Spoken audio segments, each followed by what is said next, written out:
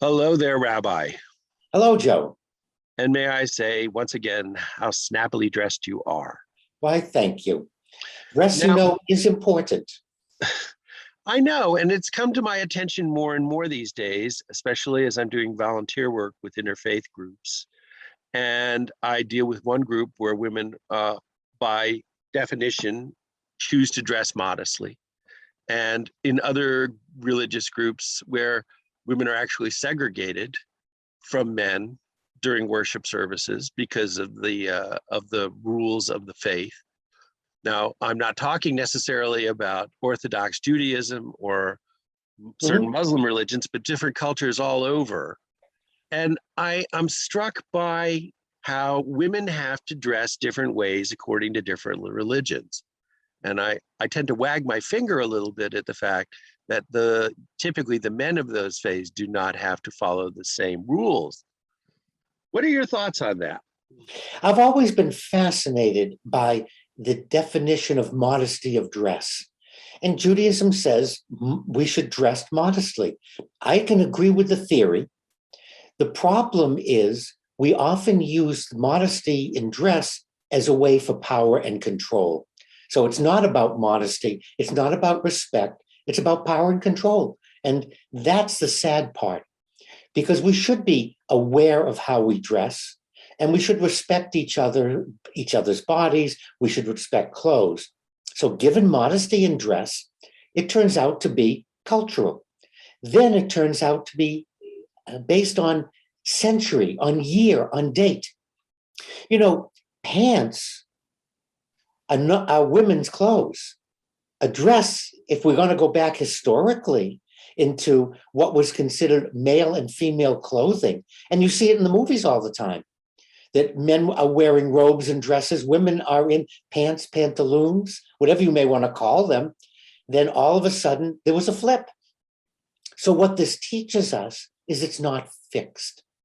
And that therein lies the problem, Joe, is people want to fix what's modest to a particular time or century or place, regardless of if it's modest or not, or if it calls more attention to the person, or if it's ludicrous. You look like something out of a circus.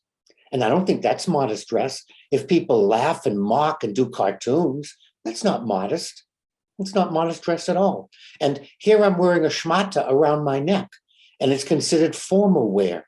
And then the width of the shmata, meaning a tie, will change with the centuries. I have very skinny ties that now look funny if I put it on, but when I wore it, it was considered elegant. So again, we have to be flexible in our definition of modesty and what the code would be.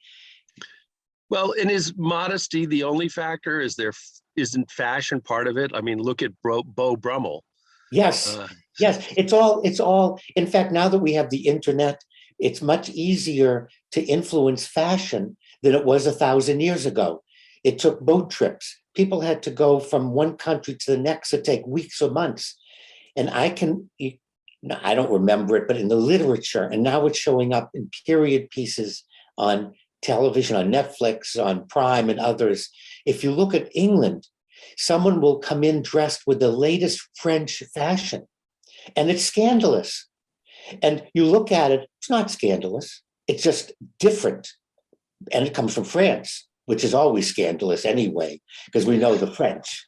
but recently in the Olympics, the beach volleyball competition, where the men shorts have gotten longer and longer, and the women's outfits have gotten skimpier and skimpier.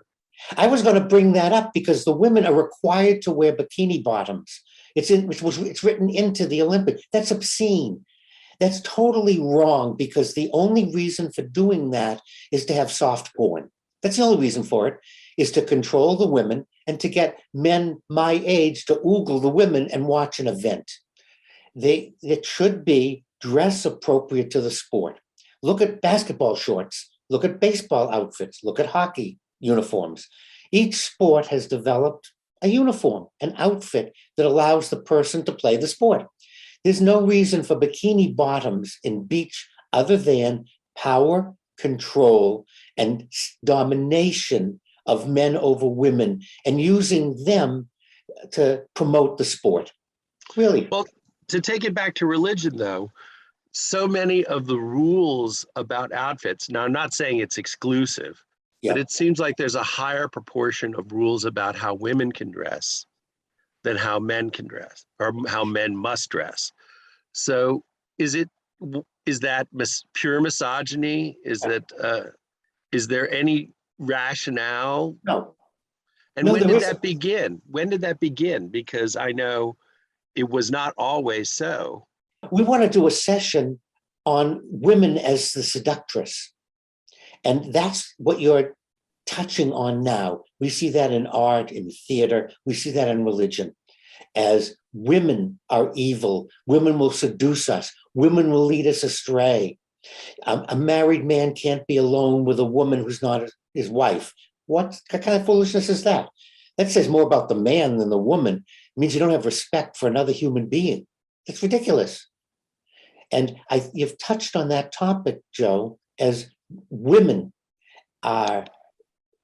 We did do something on that before, but I'm thinking to get into clothing. I mean, why is it that if we say we have a pretty girl wearing an outfit, and I personally think that a long summer dress is a lot more seductive than the people I see walking around the grocery store parking lot in spandex, because it doesn't leave anything to the imagination. And seduction to me is the imagination more than anything else.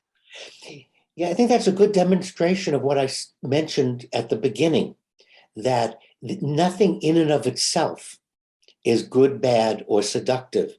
It's what the person sees. And what's that century?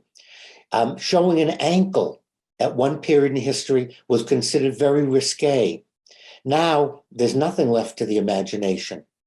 And what that tells me is we're not dealing with an absolute. It's a cultural value. It's how we see. And we can watch that in the history of art.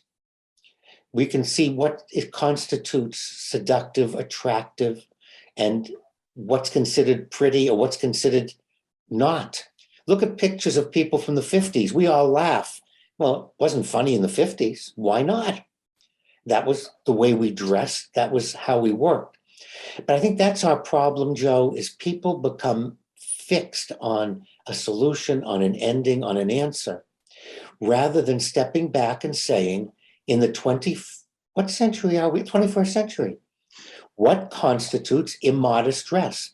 And if you're going to dress me in the 5th century, the 8th century, whatever you may pick, you may be doing the opposite. You maybe have immodest dress, even though you think it is, it isn't. So let's look at today and let's look at how we can be respectful for our own bodies, for other people. And let's stop using women and exploiting women's bodies to buy a product, to buy a card, to buy a tool, to watch an Olympic event. It's disrespectful. It's disrespectful to the Olympics and our participants. No reason. No reason.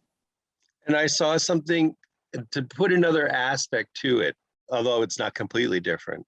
I saw a tweet the other day of a woman who posted that she took a t-shirt out of the boys section of a clothing store and hung it on the rack in the girls section because all the girls' clothes were daisies and unicorns. And she saw a t-shirt with a NASA logo on it. And she said, I moved this from the boys department to the girls department.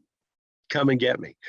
And she actually got mixed reviews about people being negative and positive about doing something like that. And so is it partly, I know it's partly about seduction, I know it's about control, but is it also partly this is what women are supposed to be? They're supposed to be pretty, but not too pretty. Well, the reverse is also true. And we see that with men in emotions and feelings. Rather than acknowledging there are differences between men and women, there are differences between different human beings in terms of feelings, but no one has a monopoly on any one of them. And we're not allowing people to be themselves, to be people. If you want to wear flowers and unicorns, wear flowers and unicorns. If you want to wear NASA, wear NASA. However you want to express yourself, how you feel comfortable. But it goes in the face of power and control, because there are too many individuals that want some of us to be this and not that. I was at a wedding yesterday. No, it was at the rehearsal on Friday.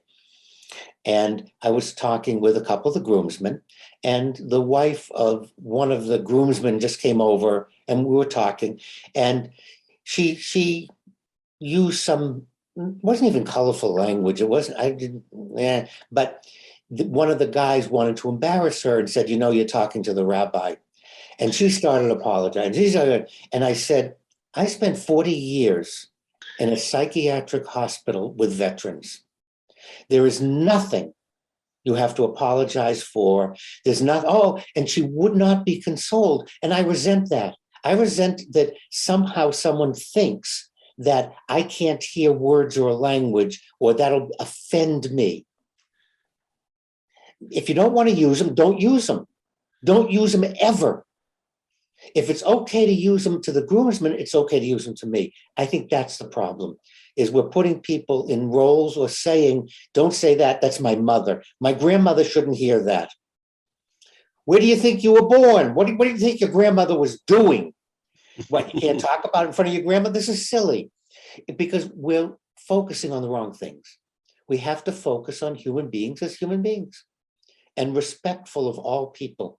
And we want to be respectful in the clothes that we wear, in the language we use with everyone, and not just say, you can't hear this because you're the rabbi. Well, I respect you, Rabbi, now as always, for your wisdom and a willingness to share, and also that snappy tie. Although short sleeves, I don't know how that works, but we'll forgive it because of the weather. Thank you, Joe. It's always good talking with you.